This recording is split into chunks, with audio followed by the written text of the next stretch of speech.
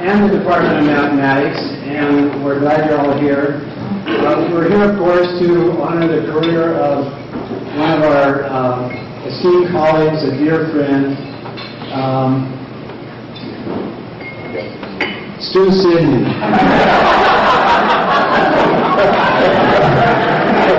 And everybody likes Stu. We all know what a great guy he is, and so I feel compelled to apologize in advance for some of the things we're going to say about him. But I wanted to start on a positive note. Being retired is not all bad. And I thought I'd tell you a personal story to illustrate that. I was in downtown stores the other day. You know, how exciting can it get? And I did all the usual things. I got a haircut, and I went to the used bookstore and had lunch at Chang's. Well, you know, there's a time limit on parking in downtown stores, and sure enough, when I came out of Chang's, there was a policeman writing out a ticket. So I said, how about giving a retiree a break? And he didn't. He had those sunglasses on. You couldn't see eyes. I couldn't tell if he looked or not. I sort of mumbled under my breath, you know, hair's in town. 60s, I said, and it wasn't enough under my breath because he must have heard me because he finished writing the first ticket, put it on the card, and he kicked the tires. He said, these treads are below legal limit. Started writing down another ticket. So this time I said something that wasn't under my breath. I think it was something about donut munching stormtrooper. The only thing I didn't figure out was why this guy was still sporting a Bush Cheney bumper sticker.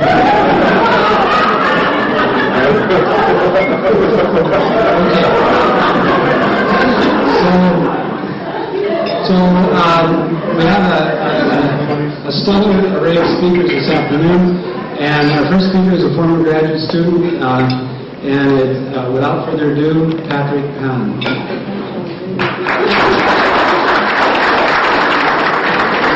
I'm going to do it, okay? Yes, you don't have to do it. Always glad to be back. I was told there were some more speakers after me, so I was told to limit my speech to no more than 2 hours. I was a graduate student from 87 to 92, and I still remember those wonderful years. Was a student of Professor Sidney, and spent a lot of hours in his office. And he was a wonderful advisor, and he was a wonderful person too. Not only I learned a lot about research, teaching, and also I witnessed many hours of his dedication to the department and also to his wife and family. And remember those memories. But I'm not supposed to get into the technical details, so I'll tell a few stories, a couple of stories. I hope I remember correctly. The very first one was kind of embarrassment to me, and maybe to Stu as well. It was before I was a student. I remember it was December, I believe, of '87, right after the final exam. So I was checking my mailboxes in the lounge. Normally the mailboxes are still there, and there was a lounge, there were some couches, and there were some other students there also. So we were chatting, and then here came Stu, and with his usual purse, with across the shoulder, and a tie, I guess. And after we talked to each other as he was leaving, I was still chatting with the other students as well, and I said, Merry Christmas. And then he told me, I'm Jewish. I thought, before I came to America, I tried to learn different cultures. That's one of the greetings I learned, and apparently that wasn't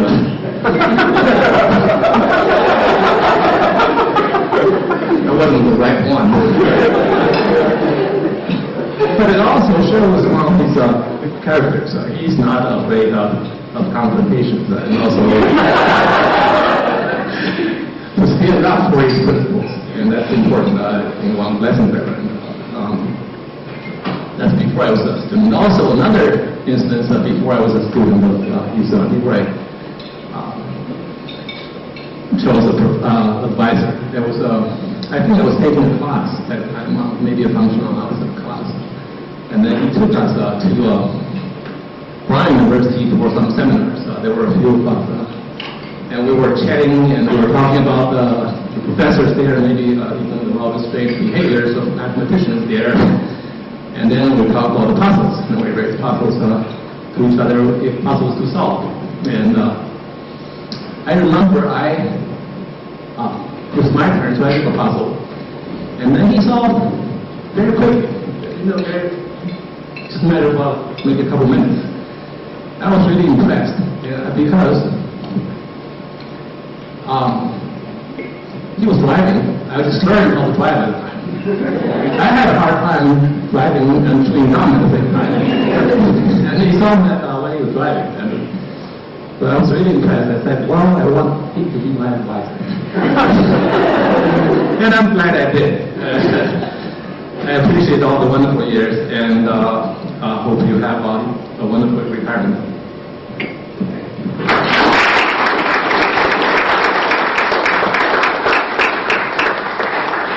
Okay, thank you, Patrick. The next speaker is a longtime friend of our department and many of us in the department, and it's Mike Keene.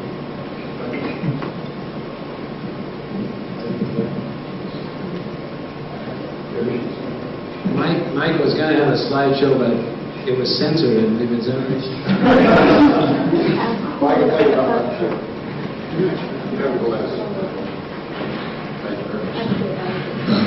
Hello, everyone. Stuart, Jeremy, Sydney children, everyone.